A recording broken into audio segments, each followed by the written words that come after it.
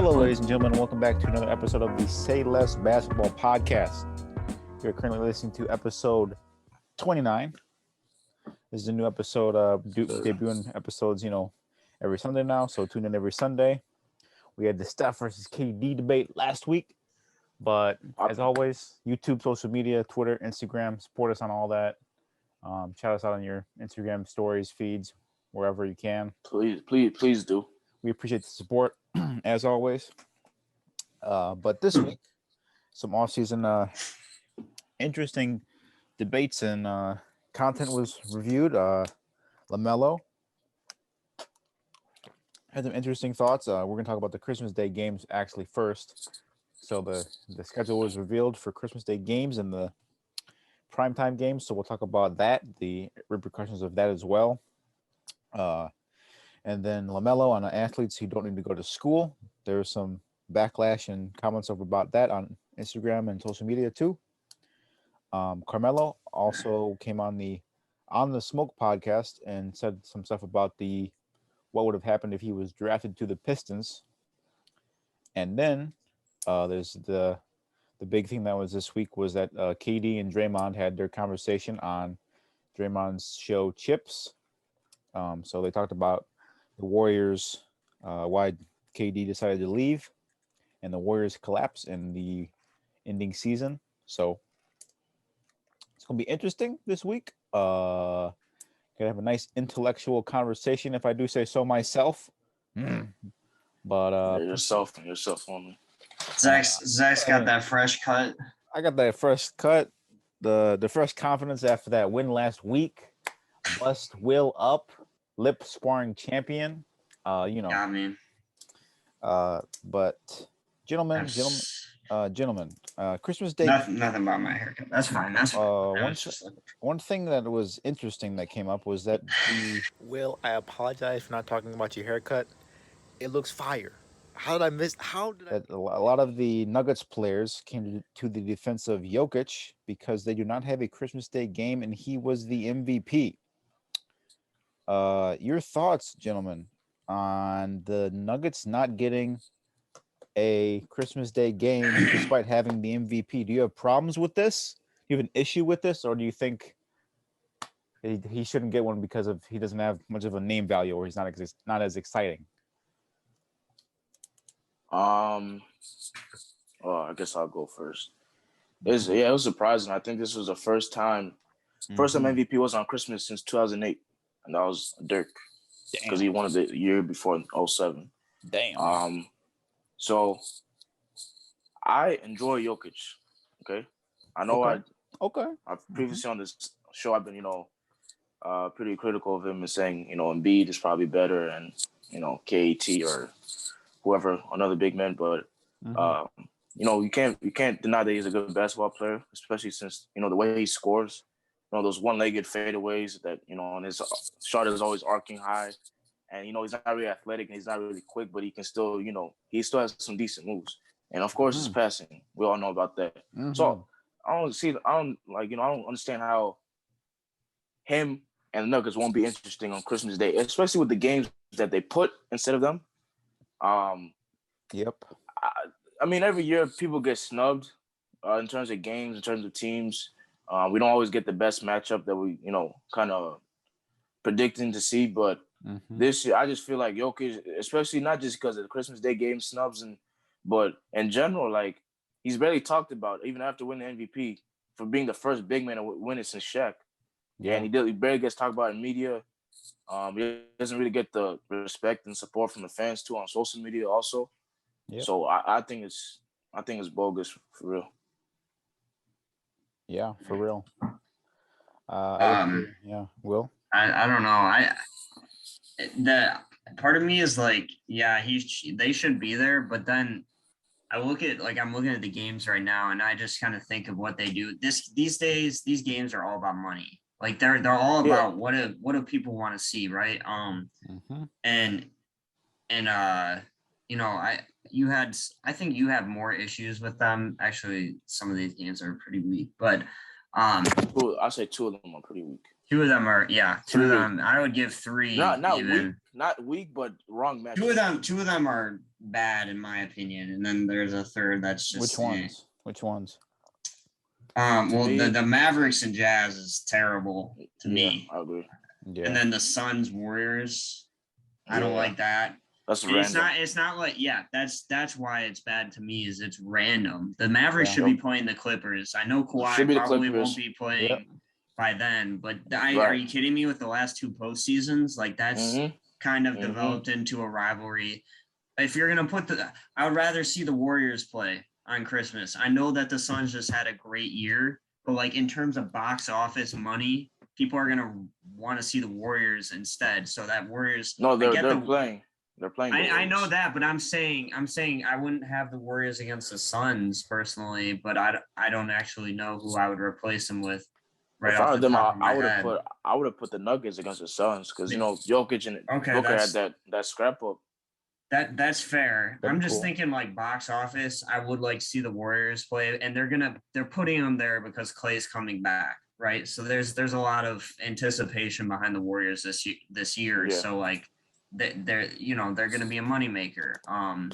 But yeah, Jokic and the Nuggets could be there. I think that the Nuggets issue is they're just not a flashy team. Like nobody ever, and they haven't been for years. Like the Nuggets have always just been a well-rounded team with great role players. Maybe they have 1 or 2 like stars, but they've always been a well-rounded team. Nobody talks about the Nuggets. Nobody builds them up, buffs them up. Yeah, I do. I do. But like, generally nobody really cares about them, and they're just like an afterthought, and that's clearly showing. But I mean, you look at these teams, most of these matchups are not great. I can't lie. Yeah, well, I was gonna have Golden State just because Steph is like probably the most Steph's box office. Yeah, you have to. I understand that. And they're gonna have so. And then the Lakers and that's a no-brainer. Then the Hawks and Knicks, that's good too. I think that's a good matchup. The other 3, I have some issues with. I know we talked about the Bulls. Obviously, they don't really deserve to be here because, they haven't really been successful. Most of these teams have been successful in recent years. But just in terms of matchups, Jimmy Butler coming back to Chicago, and then you have DeRozan and Lowry with the new teams going up against each other. I think that's more interesting than, some random Golden State against Phoenix, which is a good matchup. Right. But in terms of like storylines, I feel like they should have done that after they put Brooklyn, Los Angeles, and Hawks against Knicks, or Trae Young against the Knicks, I should say. But Boston, Milwaukee. Yeah, that feels like it's 2 years overdue. It's Eastern Conference, like it's a big matchup for Eastern Conference Giants, but right. I mean, they have Boston and Golden State in this because of anticipation. Everybody's anticipating them to be way better because, like, Boston dealt with, like, an assortment of injuries last year, and same with Golden State. So everybody's anticipating those 2 teams are going to be way better. And, I mean, yeah, it's like I said, this is all about money, really. I mean, that's what it comes down to. Oh, yeah. I'd love to see the Bulls and flashiness playing, but who do they have? They do have some names, but it's like the Bulls are playing this year to play on Christmas next year. Yeah, facts. I don't know if I would complain too much about not playing on Christmas. I'm a family man. Like, when's the last time LeBron had a Christmas with his family? I don't know. It's probably been a while. It's been 15 straight years for him playing on Christmas. Wild. That's gotta suck partially. I know it's a big deal. I mean, but he probably some of them just Christmas Eve they probably just. He probably chills after too. Like it's not all day, right? Like. It's prime time. It's prime time, so I guess they can still celebrate in the morning. So right, yeah. I mean, after we said this, I'm still probably gonna watch the first 4 matchups. Maybe the first 4 are really good. I'm like, okay, I need to watch more basketball. Maybe I'll watch Mavericks against the Jazz, but the first 4 I think are good enough for me to still actually turn on the TV and say, hey, let me. I don't want to see the Jazz here, bro. I just the Jazz are not a draw. I don't want the Jazz anywhere near. Not a draw. They're not a draw, yeah. I just have such little belief in the Jazz. Like, honestly, I have so little faith in them. Yeah. I just, It would have been bad if they had Jazz Grizzlies on Christmas Day, bro. It would have been bad. That would have been tough. That would have been tough. It's a tough listen. That would have been tough. Tough listen, yeah.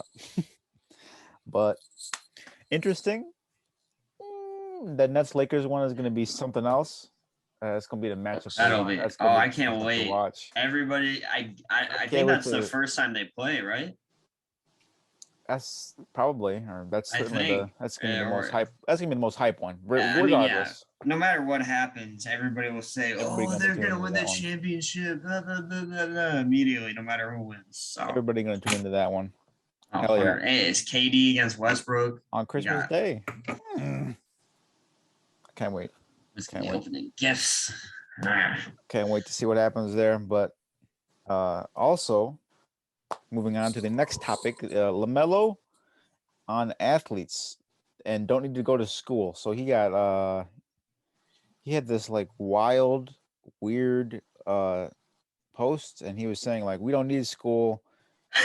And he was using hella trash, terrible grammar, and people were baking his ass up in the comment section.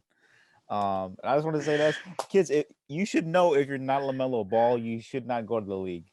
Like, I don't know why he said this. Like, most kids are not gonna be in the NBA. Like, they need to go to school. Like, he needs to be smart about this and know as the fans. I don't know what's going on with LaMelo, man. Do you have the quote? I kind of want to read it. The man, I'm looking for it right now. Oh my God. On school. Wow. It was a GQ interview. I just want to I want to read it because it's so illiterate it's hilarious. We not tripping off school. Oh, he had to go back and clarify too. My whole life, I always knew I was going to the NBA. I always knew everything about this felt normal to me. Yeah, this is what he said after. I knew I'd have stardom. I grew up into it. I already had my life planned. I'm gonna be a rock star. Oh my God, bro. No. Listen to this. We not tripping off school. We not dumb. How you gonna say we not dumb? We know how to learn like that, bro. Nah, you don't. You don't need school. I mean, I get it. You shit. What's up with school? This is wild. Dude. He had used swears. You didn't need to cuss, LaMelo. I take extreme issue with this. You gotta go on. Stay in school. Stay in school, kids. Like, not everybody's gonna be a superstar or a rock star. That's just reality. But that was hilarious. That was just hilarious. Yeah. I don't even care if like you're a superstar, rock star, or anything. Like, you shouldn't talk like this. This is really. It sounds illiterate. Later took to IG to clarify, explaining that he was simply trying to say that school isn't for everybody, and that he was fully invested in what was plan A for him, which was the NBA. Okay, well, most people's plan A is school, LaMelo, but most people would love to get to the NBA or the MLB or MLS. I think so, yeah. Maybe not the MLS. Yeah. Want to play for teams. He just needs to. I don't know how to explain this or legitimize this or help him out, because this is a bit of an L. I'm trying to help him. I'm trying to justify this, but I don't see a justification for it. Mohammed, do you have comments on this? I mean, that's not really the way to go in terms of making a point. Mm-hmm. But especially if you're kind of it's kind of an ironic statement. Yeah. You don't say. But I do understand like what he's trying to say, like in terms of if you really want to go to NBA and you're good, obviously you're not gonna go to school. I mean, he dropped out of high school at 16 and went to Lithuania, overseas. Yeah. But like I said, like I think I was watching Speak for Yourself on Fox Sports. Marcellus Wiley had said there's only like a 0.9% chance of like athletes that actually go to the the major leagues or NBA or the NFL. So it's like, LaMelo's he's in a niche group, small group. So of course, if you're in that small group, then whatever the Supreme Court hands out in terms of the rule with the money and making NCAA, or if you want to go to G League, or if you want to go overseas like LaMelo, then yeah. But I think that's what he was trying to talk about. He just said it in a more 2021 manner. So yeah. I know what he was trying to say. Like, I felt like he was honestly trying to sound hip or cool while speaking. Right. And I mean, LaMelo, I know you're a regular viewer. It's cool to sound like a human being. All right. It's okay to sound like you have education past like fifth grade. Right. It's really not that bad. I'm okay with hearing people sound like if you can speak like a fifth grader, that's cool, because you don't learn how to speak in college. Okay. So speaking is, just speak normally. But besides the speaking point, this reminded me of my boy, not really my boy, only my boy, because he won me a natty. Cardell Jones. Okay. You guys remember that guy? Oh, yeah, I remember that guy. We not here to play school. We not here to play school. But the QB? Yeah, from Ohio State. We not here to play school. He tweeted like his freshman year or something. He's like, we not here to play school. He was basically saying the same thing LaMelo is saying, is like, we're here to play sports. We're not here to go to school. We don't care about that, which is fine. And like you said, Mohammed, it's fine. All right. I'm totally a believer. If you think you're good enough to go pros and you just want to go to college, screw off your classes and gamble on yourself, go for it. More power to you. Like, I'm fine with that. If you fail and you're in $150,000 in debt, I'm not going to really feel bad for you, but that's your choice. It's your freedom to make. He's right though. I mean, some players are really that good and they're not there to go to school. So why waste their time? In that case, just go to the G League. I mean, I guess with the NFL, you're kind of forced and to do 3 years. Yep.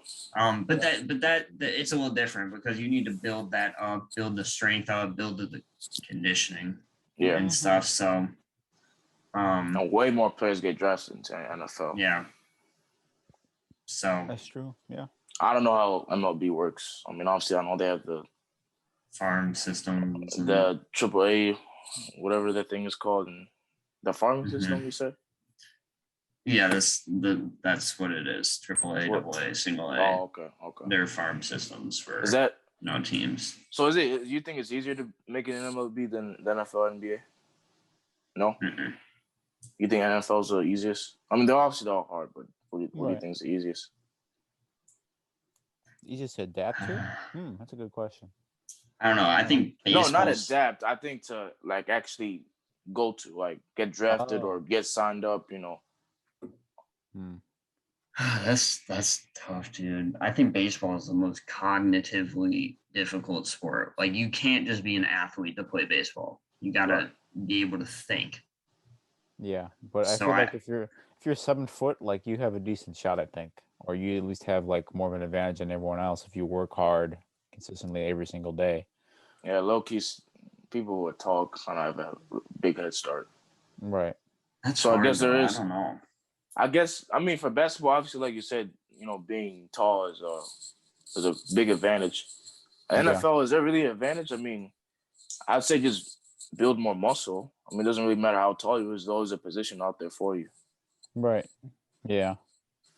So baseball, obviously, we have to be strong enough to. Mentality is different in football, though, too. You gotta be really tough because that's true. A lot of folks who get drafted and then they get blasted in one play and they're gone. They can't focus the rest of their career because they just got annihilated and they're not built for it like that. Yeah, that's facts. Your body has to be able to withstand that. You gotta be ready for the big moment. I feel like everybody's going to have that big moment when they think that the cameras are on them and they're getting plowed. And this would be a good topic of discussion one day. That would be. Talking about what is the hardest sport to get into. Because I don't know. Professional. I'm not familiar with, MLB's AAA, AA thing. I'm familiar with NBA, so I know kind of, the overseas, the G League thing. NFL, I mean, obviously it's just college and then and then practice squads. It's hard, like, because are we talking about what's hardest for like everyone, or what's hardest for the people who actually have a chance? You know, right? My original question was more of the people who like entering the draft or just in college, like they have a chance. What do you think is the hardest to? I would probably say baseball then. Baseball. If we're talking about who can actually do it, because you got to go through you got to go through single A, double A, triple A. You got to go through all of that.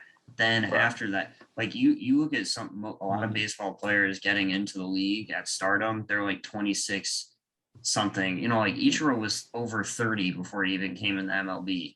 It's crazy. So that would be my thought, but I have to analyze that a little more. They're all immensely hard, though. Yeah, but obviously, yeah. Does anybody know about the NHL kind of system?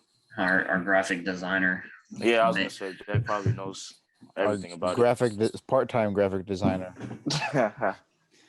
Just depends. Like last week, he was really great. This week, nothing. Yeah, big chilling. Big chilling. chilling. Just vibes, Just vibes. Just vibes. Just dishwashing and vibes, you know what I'm saying? Oh, hell no. Yo. We're going to make fun of Jack every single episode until he comes on. He probably because he does need. Hey, all of our fans, I know that we got some regulars out there like me, Russell Westbrook. Me. Yeah, so LeBron. Can you guys just tweet at Jack real quick and just let him know you want to see him on? Facts. LaMelo too. Yeah, LaMelo. We appreciate LaMelo, Carmelo, your Melo. There's any Jello Melo out there. Jello. I mean, we got any kind body of armor. Melo. Hey, body armor too. Body armor. Body armor, bro. Please endorse us. Sponsor us. Please. You know what? I gotta sponsor, endorse. Just you can't have the Gatorade if we're getting sponsored by Body Armor, Will. Right, bro. Put that away, Will. Put that away. Wow. If you're gonna drink out of it, at least put some tape around the logo, man. Oh shoot, we might get fined. Might get fined for showing those logos. I'm just here so I won't get fined. Yeah, just guys. But also on the podcast we have this debate this week, and Carmelo. Moving on, Carmelo recently talked about what would have happened if he had been drafted to the Pistons. He was talking about the On the Smoke podcast. All the Smoke. My bad. Sorry, that's embarrassing. On the Smoke. What does that even? Does that make sense? Because I like that podcast a lot. Man, that's tough. I'm sorry to. Can't even pronounce the title, bro. I'm sorry to Barnes. I'm sorry to Matt Barnes. I'm sorry to Jack. Man, my bad. But looking for the quote. What is it? I love the Warriors. I take Kuminga. Go ahead then. Oh, okay. It's just amazing. So Carmelo Anthony said, "To this day, I still think about that. I'm like, they promised me. You know what I'm saying? We're taking you. I'm talking about all the way up to draft day. You understand? We taking you. So in my mind, I'm like, I'm going to Detroit. They won it, and I'm like, oh, my luck. If I'm there, I think they win another one. I think we go back to back if I'm there.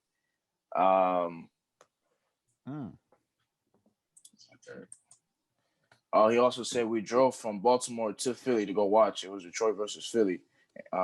Anthony added, Larry Brown had already took the job at Detroit, but he was still coaching Philly. So we're in the back, and he's like, we taking you. I'm driving up 95 like, yo, we going Detroit, the whole hood. We Detroit. So, what's his name? Joe Dumars, Pistons legend. Obviously, if anybody's familiar with Joe Dumars, he was the GM at the time. So he told Carmelo we're taking them. Larry Brown wasn't even coaching the team, but he was, got hired as a coach. Before he even coached the team, he told Carmelo, we're taking you. Wow. And they ended up taking Darko, if anybody is interested in who they actually took.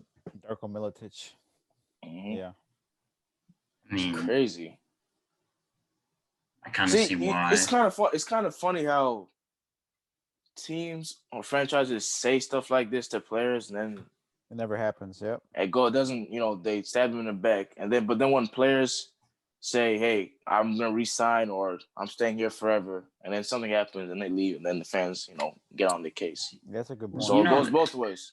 We talked about that earlier this year. You guys remember that Draymond Green? Yeah. That we got in trouble. Episode, right? I don't know. It was first or second. Yeah. And we got in trouble from YouTube with it. Yeah. Sorry. We have apologies, but no. So, do you guys think? Yeah. I look at their roster. I'm looking at it. I can see why they drafted Darko in terms of like they needed height, they needed size on that team. Yeah, facts. But I mean, they traded for Rasheed Wallace later that season. Yeah, and he's one of the biggest reasons they won the championship. Yeah, I don't think they actually needed height because their team was so well rounded. Yeah, facts. Right. The way they turned out, you got to be thinking. I mean, if we're talking, if they actually drafted him, he would have been the sixth man at best. Yeah. Well, because they already had his position filled with Tayshaun Prince, Rip Hamilton. Right. Yeah, I don't know. So I mean, is Carmelo as a sixth man good enough to win that Game 7 in San Antonio in 2005 and go back to back?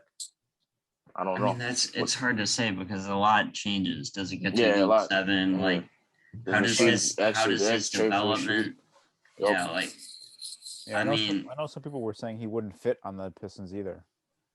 Like he's just too much of a scorer, and that's a flawed statement because those are people operating under the assumption that Melo would develop the same way that he did throughout his career. It's also true, if he's drafted to a team like this, he's not obviously going to be asked to be a great scorer, do all the scoring. Like obviously he's a great scorer, but like everybody says Carmelo can't adapt his game. I'm not sure I believe that. I'm pretty sure if he got drafted to this team and was groomed in this way, he would be a better defender. He would be maybe a more willing, passer.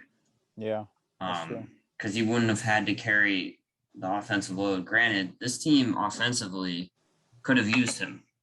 Yeah. Could have used him because I get it. Defense wins championships, and they were the best defensive team ever, Mohammed, or one of the best. Yeah, I think they're top 3 for sure. Okay, so I guess they didn't really need offense, but it wouldn't have really hurt, right?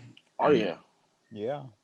And Carmelo was averaging 20 his first year, so I mean. Yeah, well, I was just going to bring that up. In my opinion, Carmelo, you can make a serious argument that he was snubbed of Rookie of the Year. Yeah, he was. He was snubbed. He was. I would say he deserved the Rookie of the Year. Yeah. And so I don't know. I would tend to agree with him. I think they could have gone back to back with him. So. Yeah, with him. Yeah. Again, it's hard to say because it was 2005. It was against Spurs, right? 2004 they played the Lakers. That was the first one. So he would have won the ring his first year. I mean, I don't think it would have, but I mean, we wouldn't know, but. They won it the year with Darko, his first year, and then they went back to the finals, but lost in a close Game 7 in 2005 against the Spurs. So they were really close to going back-to-back without him. And that was with Darko averaging like 3 minutes a game or 5 minutes. Damn. So just imagine if they draft Carmelo and then they still were able to trade for Rasheed, that would have been a nice team. Yeah, that would have been really nice, yeah. And like we'll talk about the development for him. Just imagine in his second year, maybe he would have been the difference maker in that Game 7 against the Spurs or just that series in general. Yeah, especially if Darko isn't making like a significant impact. Or like if he's only playing a few minutes. Like if you have Carmelo Anthony and scoring clips, shooting the clip at a high level, then, I think they could, That's interesting. Yeah, this is Melo doesn't really say things like this either. He doesn't really come out and say like crazy things. Yeah, so that's true. Him saying something like this is like, I think like you could tell it. You could tell yeah, man. I mean, he says he still thinks about it all the time. Right. The other side of this, understand too. Yeah. The other side of this that we haven't discussed is. Why would the Pistons have not drafted him? Outside of me just saying that based on a glance, it kind of looked like they needed some height, but maybe not. Like, why would you not have drafted him? Because I've never understood that, bro. I never understood that. I don't either. And it wasn't Chris Bosh taken after Darko too? Yeah, he was the fourth pick. So if they needed size, I mean, Chris Bosh was a better prospect. We could have gotten Bosh, man. Oh Lord, Joe Dumars, man, more Darko Milicic slander. Rip to that man, bro. I just don't understand. Like the part I don't get is just promising him, not only the GM, the coach saying that. Like basically, the whole organization said Carmelo into his face, "We're getting you, bro. We're drafting you." That's bogus. They say shit like that all across sports too. They said, I mean, I'm not trying to say I'm not trying to say I'm on the player side or the organization side. I think there's always bad situations for both, but just for this occasion specifically, just that's bogus to a young kid. You know, obviously Denver wasn't a failure. He was still pretty good. He still went to the conference finals. You know, he had a lot of playoff success with them. So, but man, Pistons. No, sorry, hold on, my bad. Go. You know, did you guys watch First Take talk about this? I've had enough of Stephen A. this week, so he has been he's been out there this week. So Stephen A. talked about in 2007. This is a report from him, so he's a source. Okay. It was actually supposed to be Carmelo, Wade, and LeBron. Yeah, and the Heat. So they were the ones that wanted to go play with each other.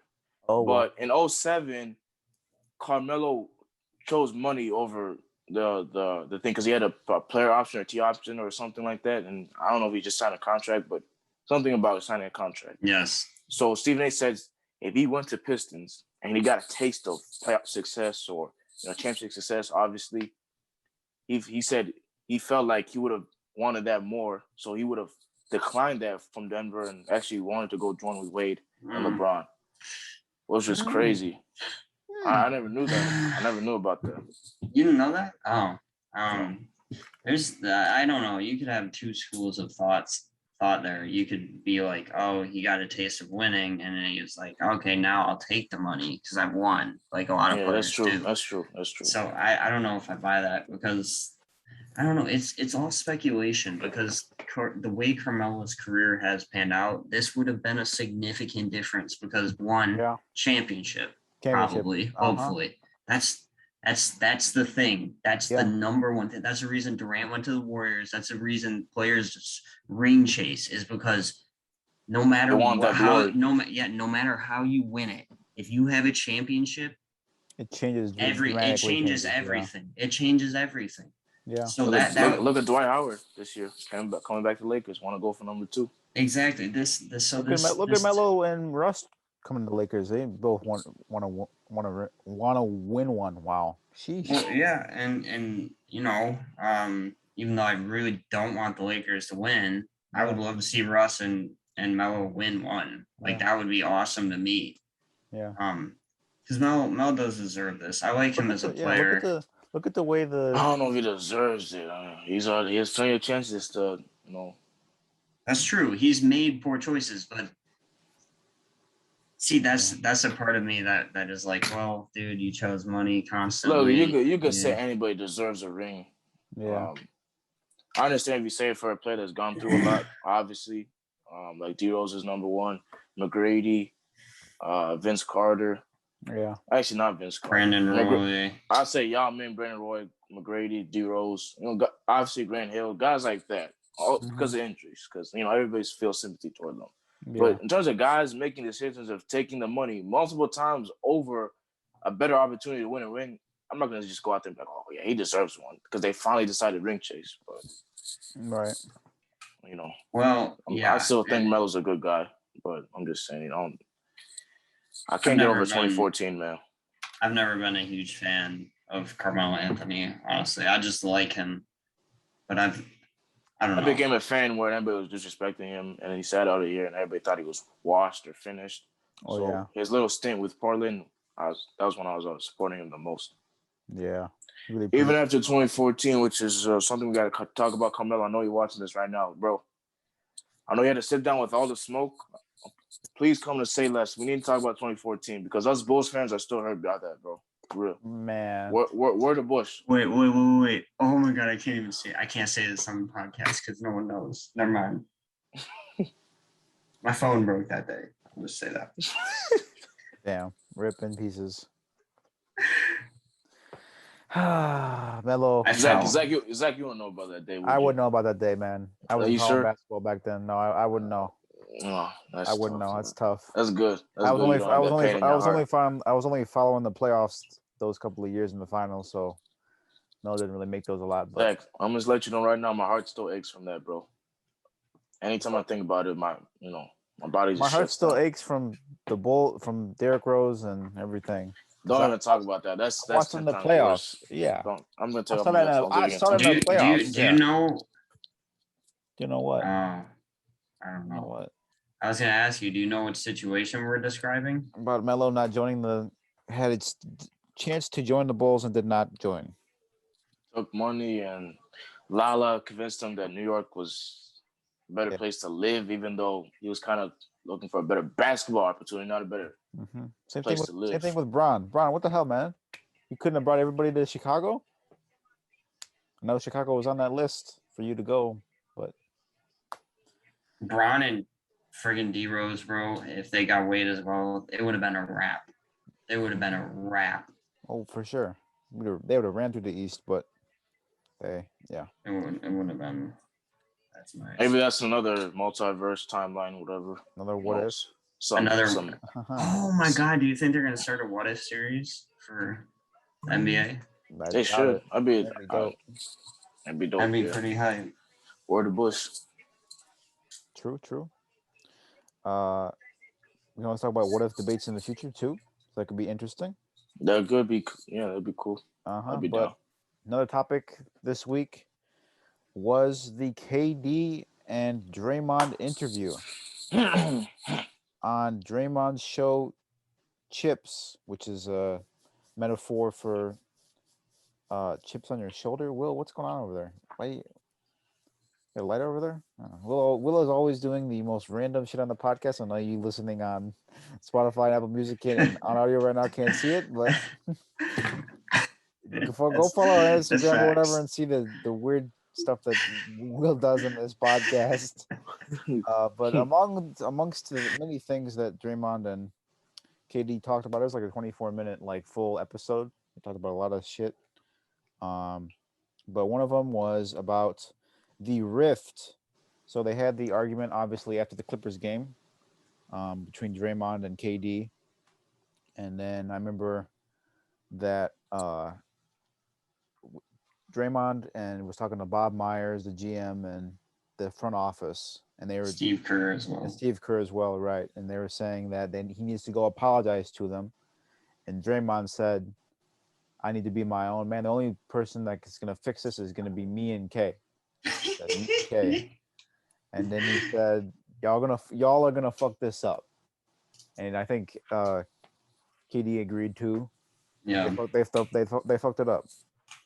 And they both blame Bob Myers and Steve Kerr and the front office for the Warriors for messing this whole scenario up, because ultimately KD said that the reason he left was not because of the argument, but because of the weird atmosphere around it. And Steve Kerr Durant said that Steve Kerr acted like it didn't happen, and Bob Myers acted like it didn't happen. They just tried to move on, but it was weird because it happened and they didn't fix it.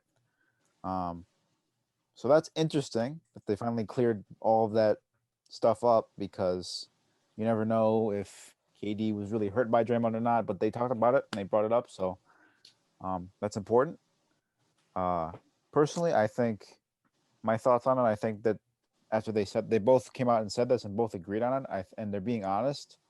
And you can see their friendship now is lively, because they were on the Olympics together and they were having fun on the live stream after they won too. Mm-hmm. So yeah, they're good. They're good. So I think definitely it was Bob Myers and Steve Kerr trying to, we don't want you to leave, so we're just gonna force our will on you. And I think that was a bad decision. But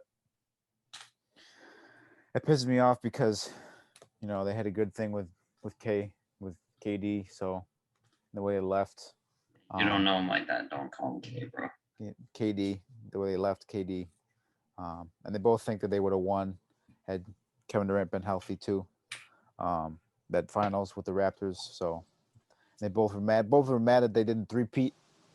So are you taking KD and Dre's side? I'm taking KD and Dre's side on this. The way they came out and said it, the honesty. That doesn't change what happened. That is the incorrect.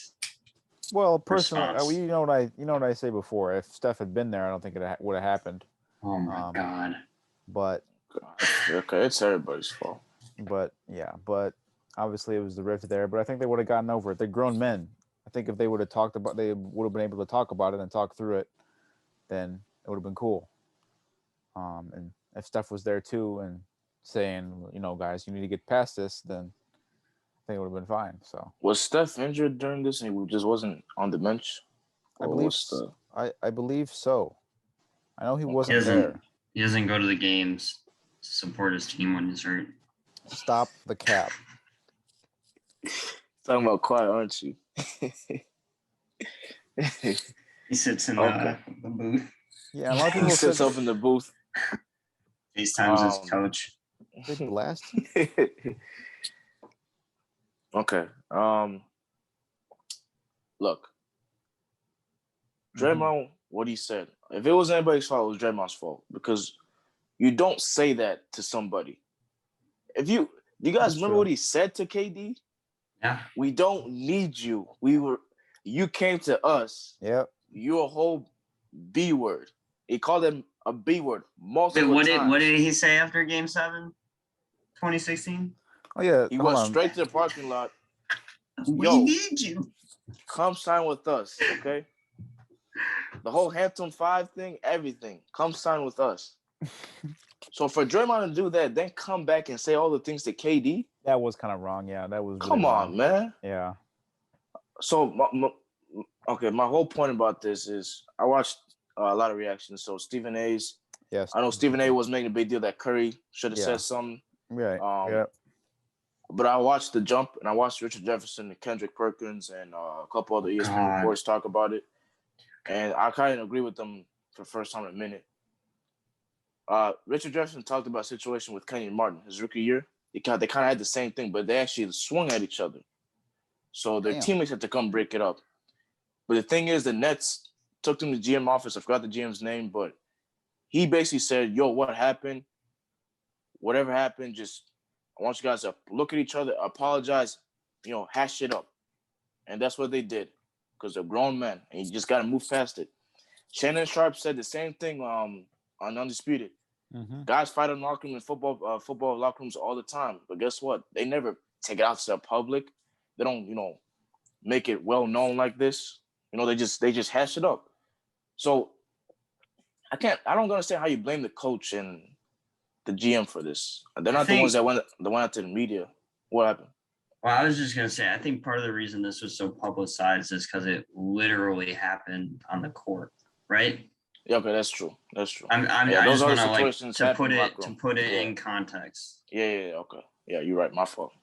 But for me, I'm not gonna look at Steve Kerr and Bob Myers for this. I mean, the ones that kind of said they kind of punished Draymond for it too. Remember, because they kind of wanted KD to stay. They suspended him. Yeah. So Draymond's in the wrong for this, and he got the punishment, the correct one for it, and they hashed it up. But for them to come out and do an interview and say, it was this on Steve Kerr and Bob Myers, I don't think that's the right thing to do.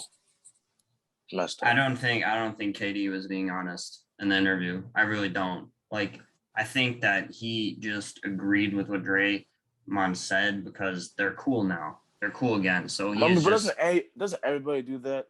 Yeah, no, I know. Yeah. But I would try and be honest. Tonight at work, whatever happened, and I just lashed out at people. I was like, blah, blah, blah. I will try and be brutally honest. I don't care if you're my friend. I don't care. Right. I just don't care. But sorry, Zach, do you want to say something? Steph was injured he was injured during that game, so he was not there. And then Steve Kerr said after the game that everything changes when you don't have Steph Curry. So that's ridiculous to me. He doesn't blame because it. He's not blaming it on but this is about Draymond Green. All right. Oh, for sure.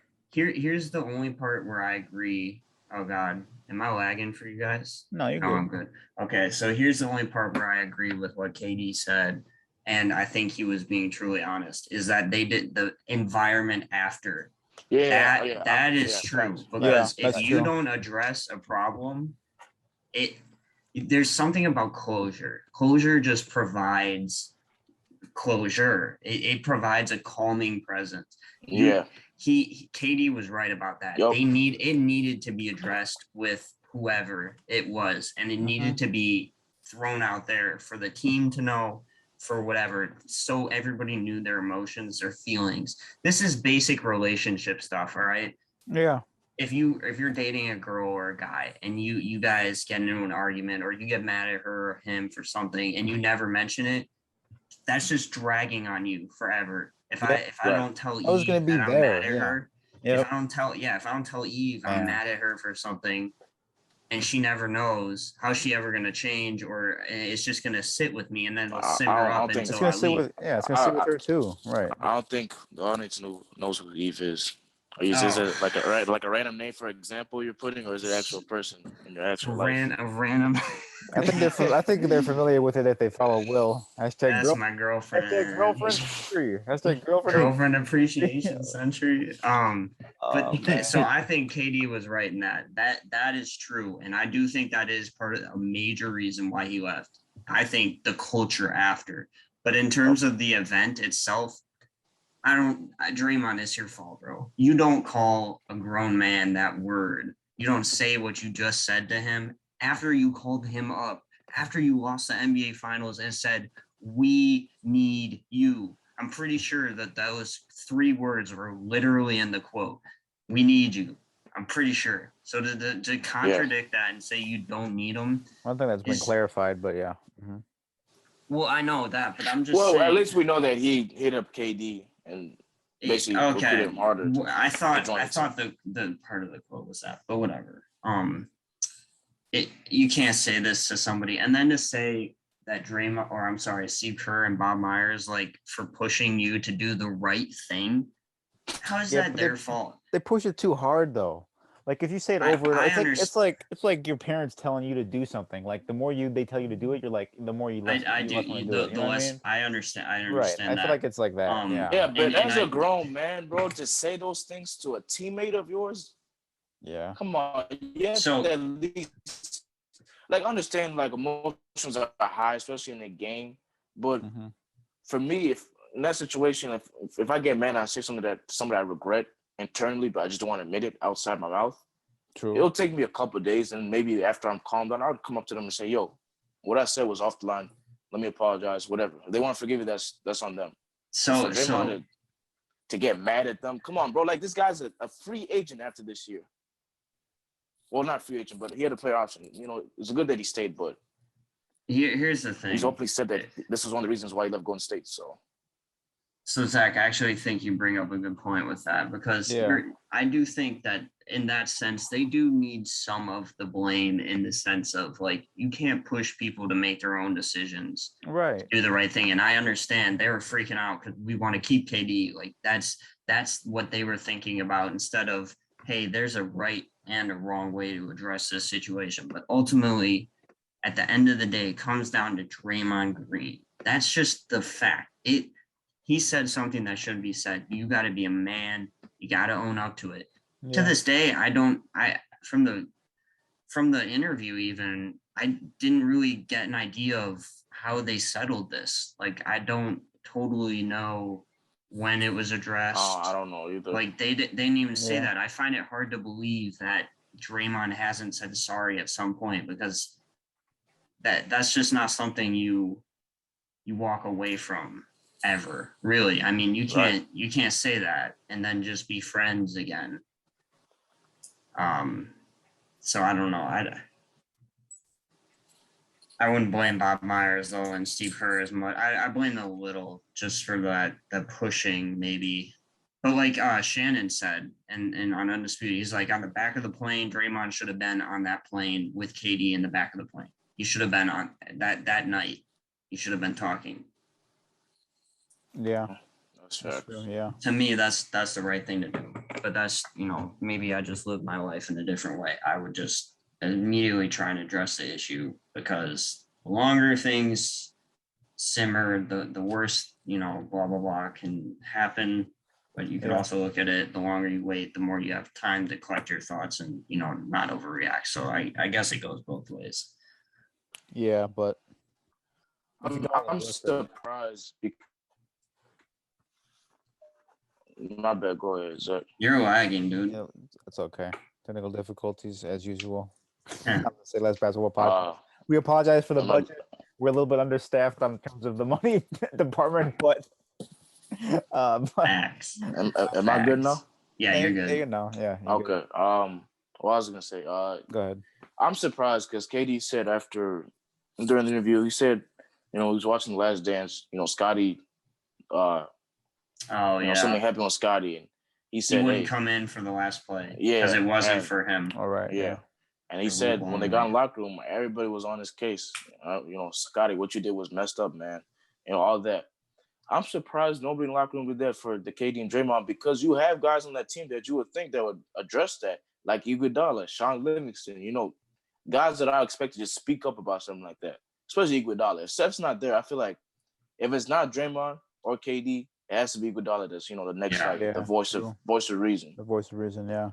So I'm just surprised. I'm surprised that nobody. Yeah, but I don't know if they're like since Draymond and Durant are such like key pieces of the Warriors. Maybe someone's too scared to. I don't know if Iguodala is gonna be that guy and step up and say something, because he's not like, that like figure. Like Steph can do that because he's like that guy. That's true. And the superstar. But I don't know. So I guess in that sense, Steph does deserve some blame, I guess. But he wasn't there though. Like if he had been there, I think he would have helped calm things down.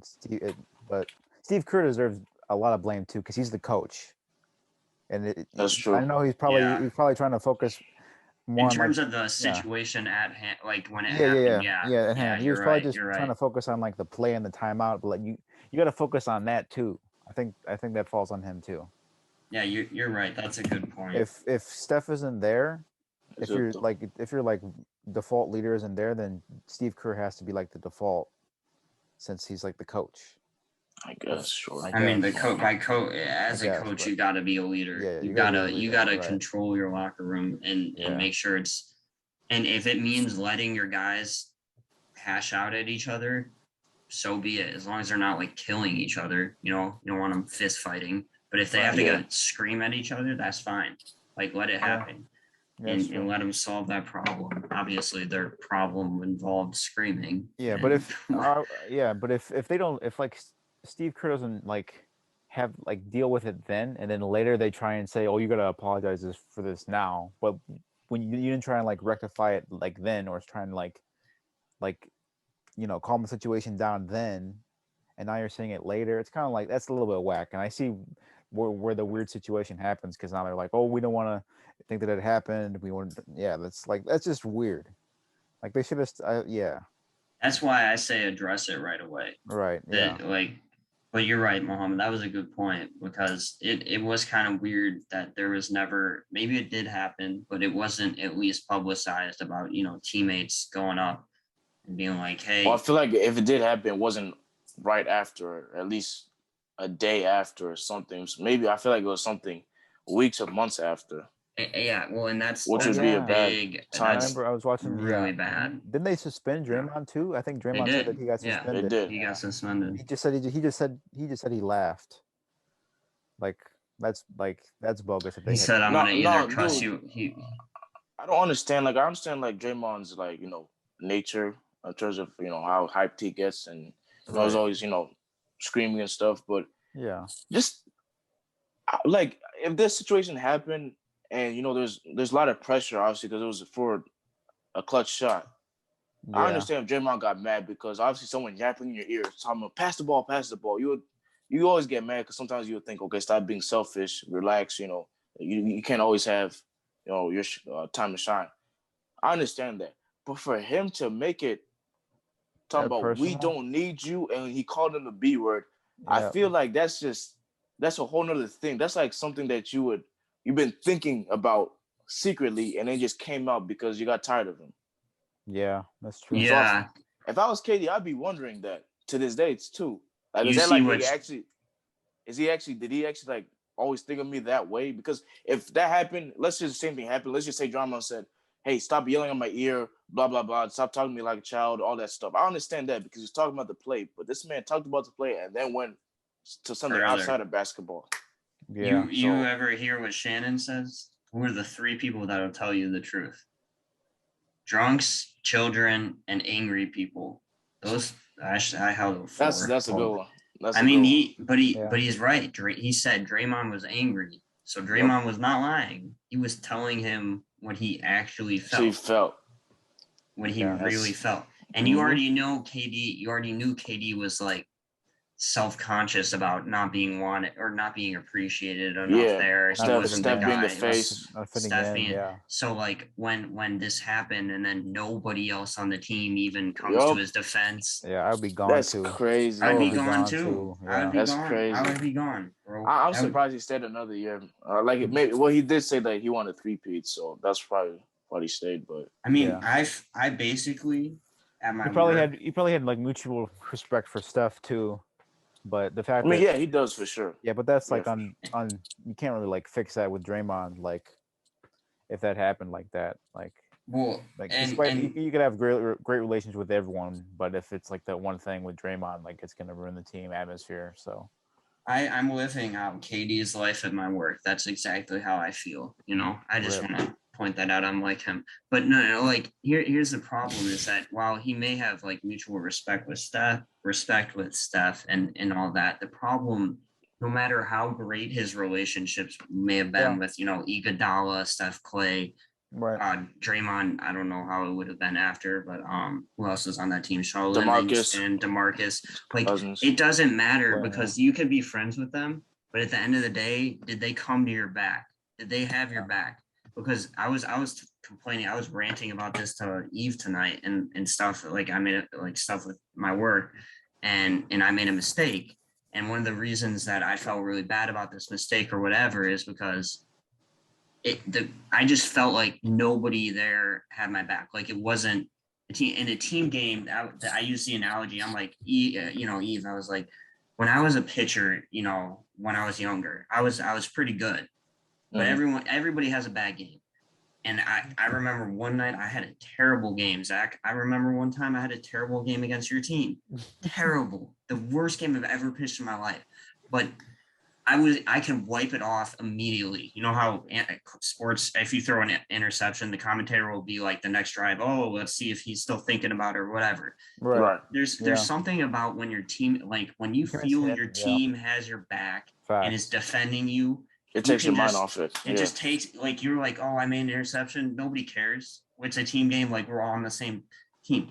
So that had to be in his head. Like, he had to be thinking, like, nobody came to my defense. Yeah. Nobody. So am I really it's not a family or friendship atmosphere. Right. No, I always thought KD was a little oversensitive about this. But, like, after listening to this, I was like, dang, he had some really valid, like deep emotional things. Mm-hmm. I would too. I wouldn't mind. I wouldn't mind if someone yelled at me for making a basketball mistake. I understand why they'd be, mad. It goes both ways. I mean, KD should be mad. Draymond should be mad too. But if someone comes in and starts talking about, your wife is ugly, or we don't even need you on the team, and he starts bringing up stuff that has nothing to do with what happened. Yeah, it kind of makes it seem like, this guy's he's showing his true self right now. Yeah, and I felt like if I was KD, I would have been like, I mean, Draymond's showing me what he probably would have thought of me for the past 3-4 years. Yeah, I wanted more from this interview. I want to know how they became cool again, because I don't think to me I don't know. You don't think so? With how KD is, I think he's still.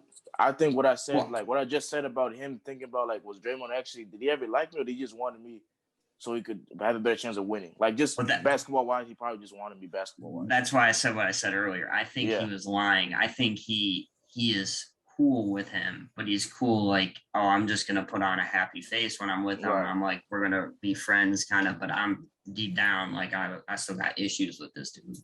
Damn. And honestly, I'm gonna be honest with you. I know it's 2 years later, 3 years even. I can't remember. Three years later. Yeah, it was like if he hasn't apologized, I'd still have an issue with it. Yeah, I mean, even an apology at this point would basically be meaningless. But at the very least, you've apologized. Yeah. If you have not apologized ever, I think they have. They were friends on like the Olympics trip and stuff like that.